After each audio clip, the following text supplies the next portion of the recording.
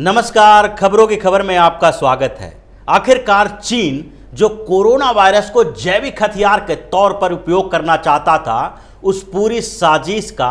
पर्दाफाश होना अब लगभग तय हो चुका है। क्योंकि जिस तरह से चीन पूरे मामले को छुपा रहा है और कोरोना वायरस के ओरिजिन को लेकर जो WHO की टीम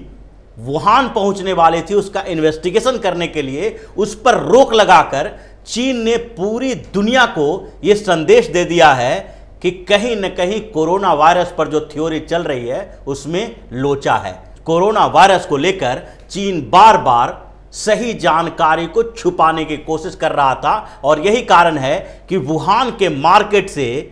जो इसके निकलने की बात कही गई थी, उस थ्योरी का अब विरोध होने लगा है। हालांकि ये तो पहले से ही ऑस्ट्रेलिया, अमेरिका जैसे देशों ने बता दिया था कि कोरोना वायरस केवल और केवल जैविक हथियार के तौर पर उपयोग किया जाने वाला था। ये वुहान के फूड मार्केट से निकलने वाली बात जो है वो थ्योरी है, वो गलत है और चमगादड़ की थ्योरी इसलिए बनाई गई क्योंकि चीन इसमें फंसता हुआ दिखाई पड़ रहा था। अब जब WHO की टीम इसके ओरिजिन के लेकर इन्वेस्टिगेशन करने के लिए वुहान जाने वाली थी, तो चीन को घबराना लाजमी हो गया। चीन को लगने लगा कि अगर WHO की टीम वुहान पहुंच गई और वहां पर इन्वेस्टिगेशन होने लगा तो चीन के कई राज खुल जाएंगे। और चीन के वुहान में जो माइक्रोबायोलॉजी लैब है, जहां पर चीन न केवल वायरस के ऊपर शोध करता है बल्कि वायरस को जैविक हथियार के तौर पर यूज करने के लिए भी एक बड़ी वैज्ञानिक खोज वहां पर चलती है। और इस बात का चीन को एहसास है, इसलिए उसने WHO के वैज्ञानिकों को, उसकी टीम को वुहान जाने से रोक दिया। और इसके कारण WHO के सेक्रेटरी जनरल ने एक बड़ी शिकायत की है और चीन को चेतावनी जारी की है। अब चीन इस तरह से फंस गया है कि अब उसको UN और उसके साथ UN सिक्योरिटी काउंसिल, सुरक्षा परिषद से भी बाहर निकालने की तैयारी हो रही है। जिस तरह से चीन ने पूरी दुनिया को इस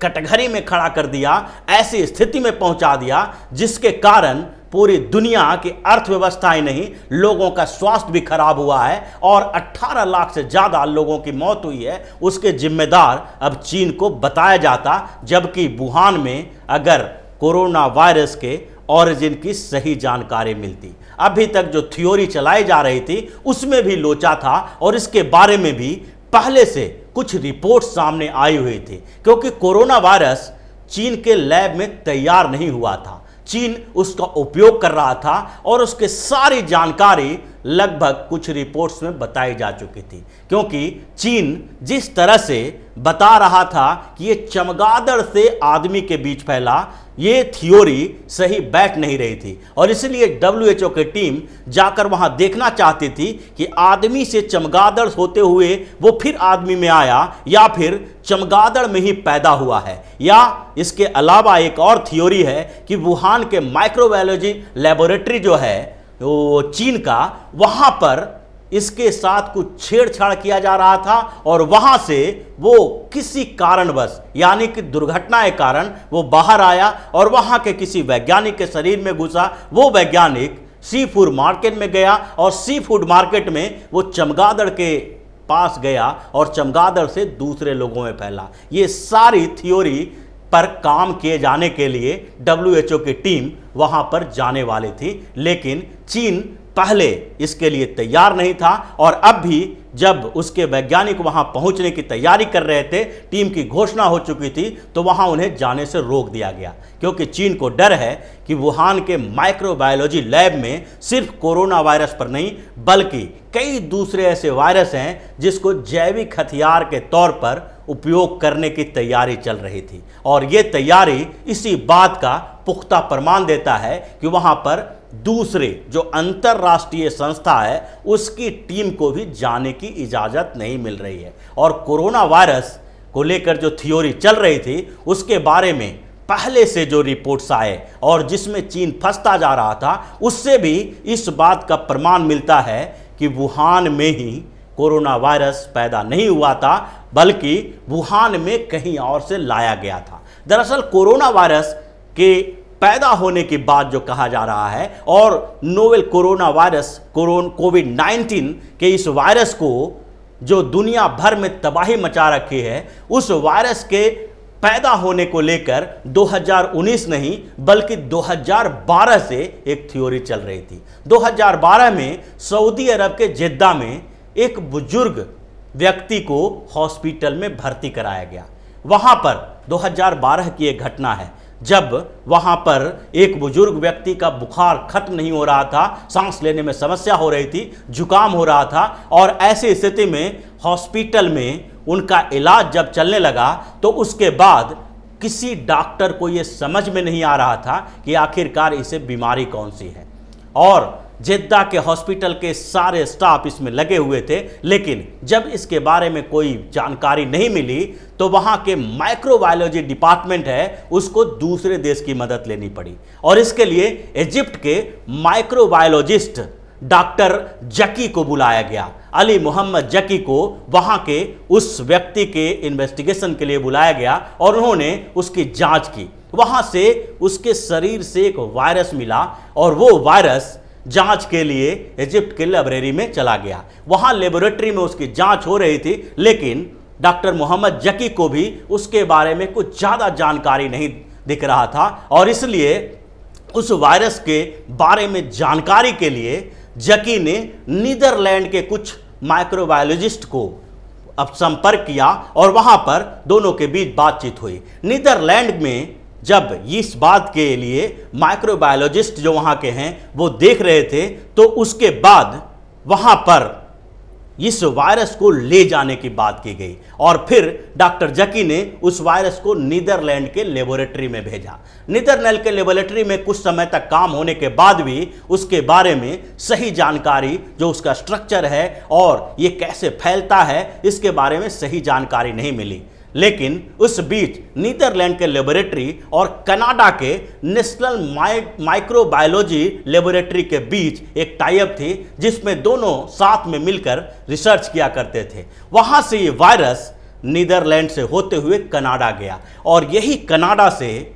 चीन के लिए पृष्ठभूमि तैयार हुई, क्योंकि कनाडा के वो माइक्रोबायोलॉजी लेबोरेटरी में चीन के कुछ वैज्ञानिक पहले से ही मौजूद थे। चीनी वैज्ञानिक वहां पर जो वायरस के ऊपर रिसर्च करने के लिए बैठे थे, और कनाडा के नेशनल माइक्रोबायोलॉजी लेबोरेटरी में वो काम कर रहे थे। उसमें सबसे बड़ा नाम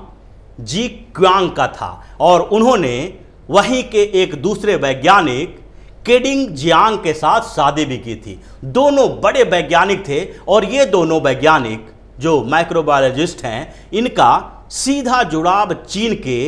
बायोलॉजिकल वारफेयर प्रोग्राम से था। यानी कि चीन जो जैविक युद्ध के लिए जैविक हथियार तैयार करता है, उसके लिए एक प्रोग्राम बनाए हुए है, जिसमें उसने अपने एजेंट बनाए हैं जो माइक्रोबायोलॉजिस्ट हैं। इन लोगों को वायरस तैयार करने, दुनिया के अलग अलग जगहों पर जो वायरस दिखाई पड़ रहा है, जिसके बारे में रिसर्च हो रहा है, उसके बारे में जानकारी के लिए और वहां से वायरस लाने के लिए ट्रेनिंग दी जाती है। ये दोनों वैज्ञानिक कनाडा के नेशनल माइक्रोबायोलॉजी लेबोरेटरी में काम करते हुए चीन के कई ऐसे लोगों को, यानी वैज्ञानिकों को वहां पर रखे थे, जिनको स्टूडेंट बताया जाता था, जो रिसर्च स्कॉलर के तौर पर कहा जा रहा है। लेकिन इन लोगों को के बारे में जब जानकारी ली गई तो ये चाइना के जैविक हथियार प्रोग्राम के सदस्य थे। इन लोगों को वहां पर प्लेस्ड किया जाता था, और उसमें इन दोनों बड़े वैज्ञानिकों का बड़ा योगदान था। इसी बात को लेकर वहां चर्चा हुई जब ये कोरोना वायरस को कनाडा के उस लेबोरेटरी से यहां से उठाकर वुहान के लेबोरेटरी में ले जाया गया, और वो भी धोखे से। उस समय जो कनाडा के